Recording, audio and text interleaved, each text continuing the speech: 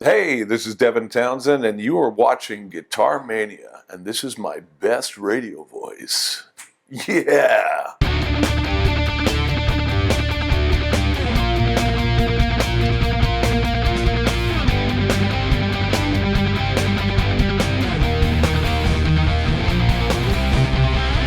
to have you here. Yeah, it's nice to be here. How was the show in Budapest last night? It was really good. There's a whole bunch of people. Don't know quite how that happened. It's like I've been doing it for so many years that you often think that as you get older, specifically in this type of music, it's like things should be going downhill, but they're going up. So, I saw that All right. many shows were sold out on the Yeah. current tour, so congratulations Yeah. on that. It's fantastic. it's great. Yeah. And I mean, you have a great new album with Thank your you. Transcendence. Yeah. Yeah, I mean, all signs are pointing to hooray. Yeah, 17th album. It's actually more than that, I think, now. Including strapping and including all the other stuff. We're up to like 30 now. Wow, that's impressive.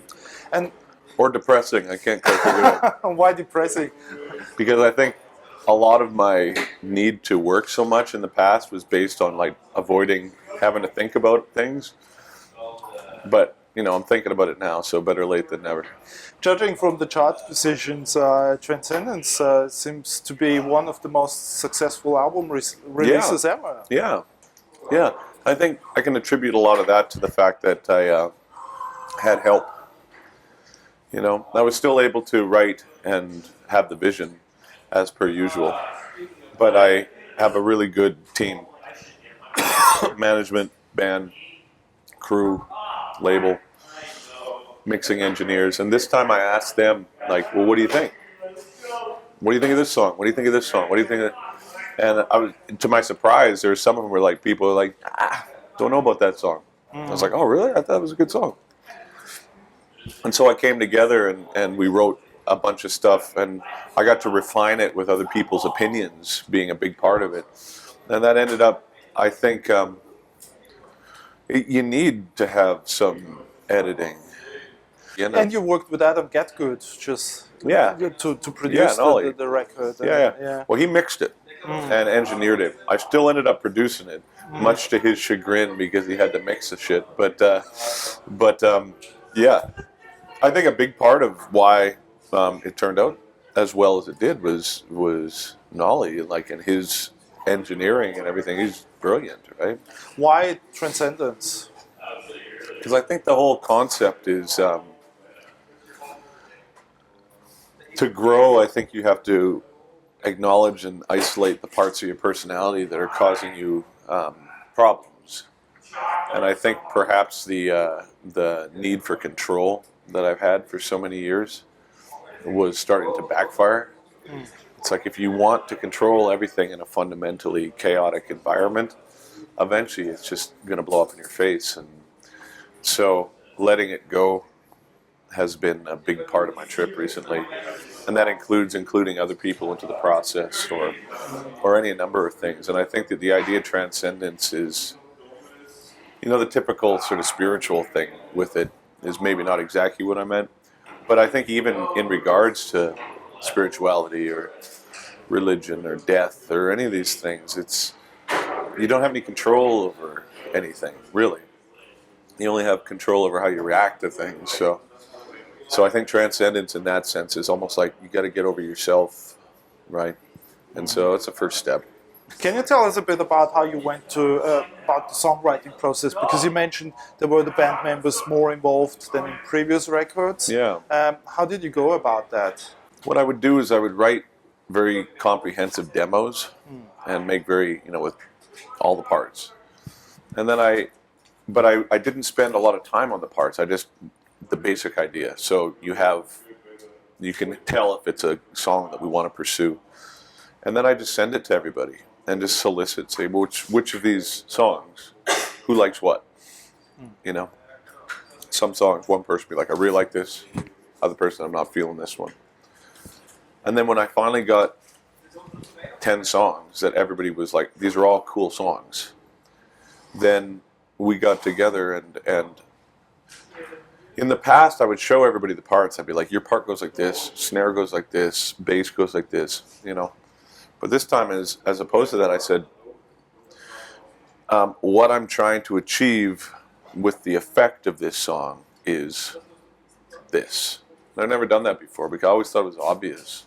You know, I thought I want people to feel uncomfortable, or for like a song like Higher, it's like it starts in a place of despondency, and then there's like it goes into this sort of psychosis, and through that psychosis is a battle against himself, and then there's an epiphany where he realizes that he doesn't need to hang on to the past, and so it ends in a place of triumph. And so by articulating it like that, it was a lot easier for them to say, oh, okay, well, if you're trying to achieve chaos here, what did you have for my part? And I'm like, this and this. And they say, okay, well, what if we did this with that part? Or what if the drums dropped the beat here?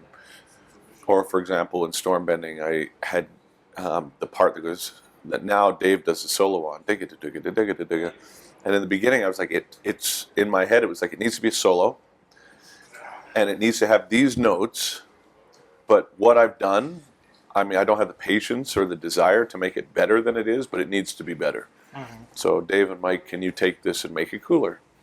And they came back with something like that. Did any part of the demos that you produced end up in the final record? Oh yeah, Yeah? man, much. I mean, what is it for you? Is it like that you capture, for instance, a very good moment on the demo that you say, I can't reproduce the atmosphere, the spontaneity of this first take or something? Yeah. Does that happen? Oh yeah, very much. And because we work in the same session, like the Pro Tools session that I make the demos in, is the same one that is the final mix, right? It just starts there and then you just keep building on it, right?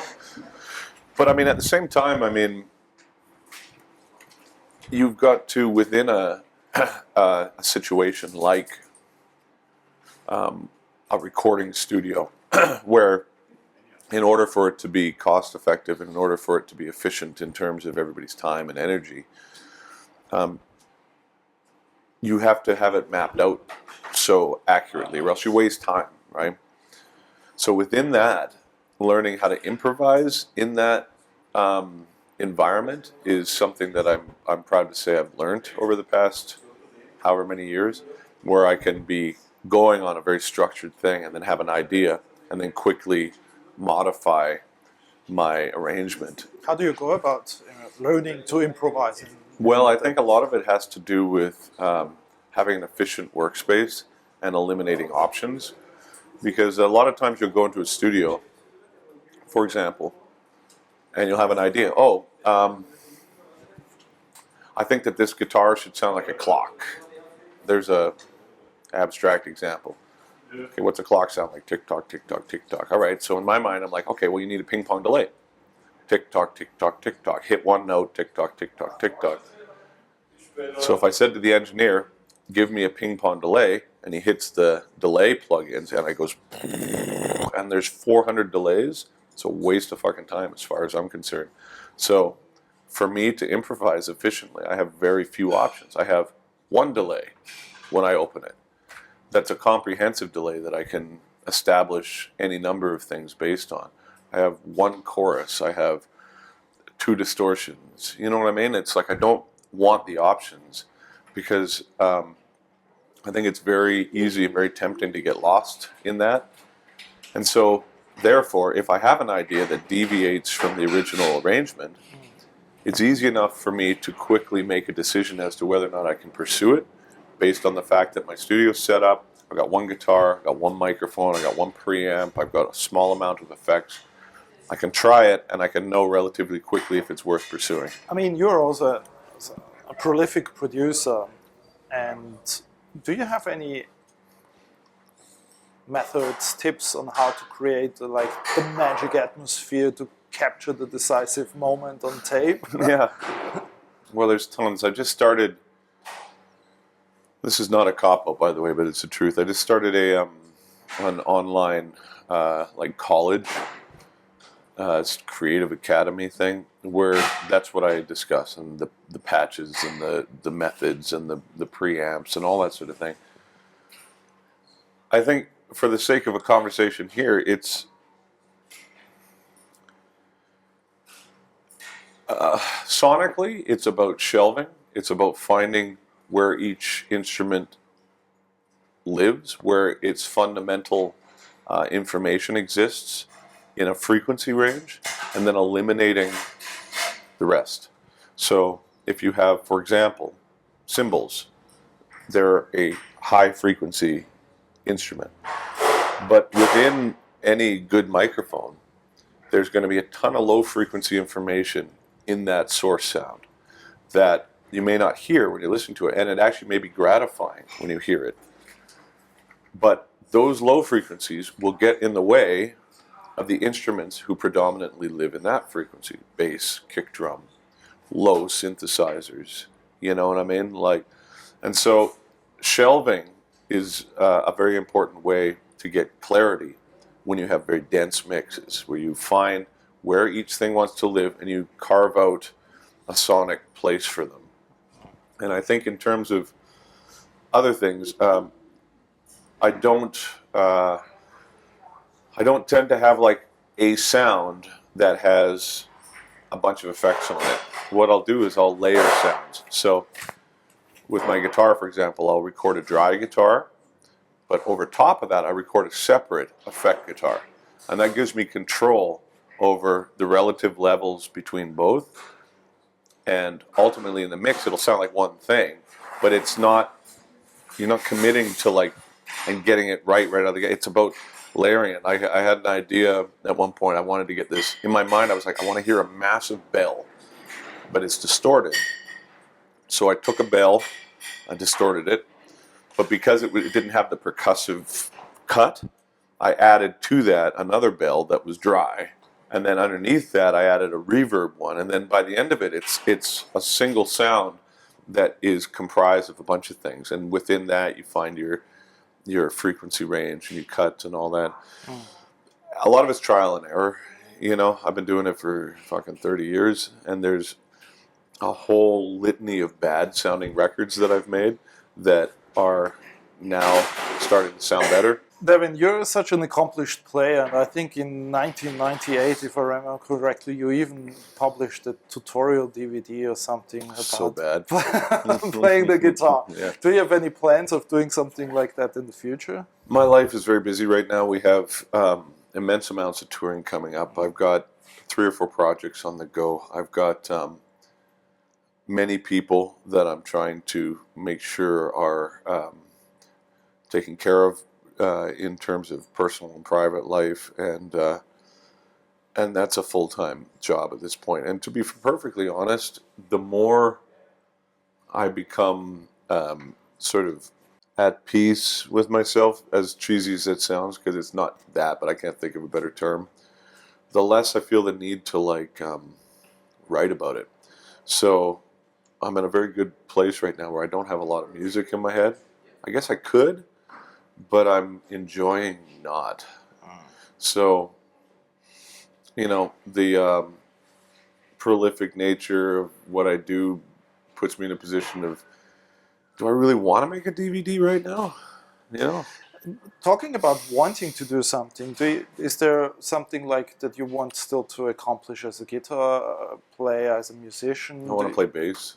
Hmm? I want to play bass in a band. I saw your video. Mm-hmm. Yeah, I mean, I want to spend more time on the beach.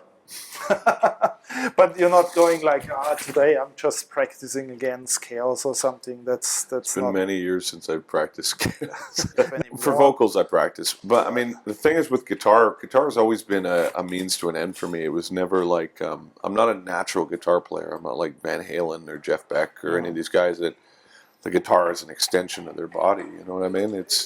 I'm proficient enough to articulate my ideas, and that's all I need.